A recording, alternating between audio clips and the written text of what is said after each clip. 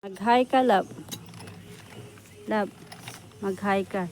Nagagawa siya ng maliit lang ng bahay kubo kasi lalagyan ng urang ni Mamsi, yung mama ko.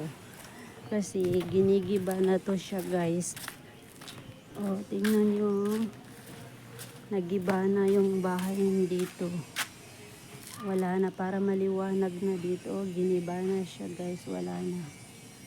O ayan, kasi sabi ng kapatid ko na si Nani, magawa siya dito ng bahay. So ayan, giniba na siya, guys. So dito magawa ng lalagyan ni Mamsi ng urang niya. Maliit lang, o yan. Kasi wala na dyan, nagiba na, maliwanag na dyan siya. So dito na, maliit lang. So mag-hi ka, love. Mag-hi ka na.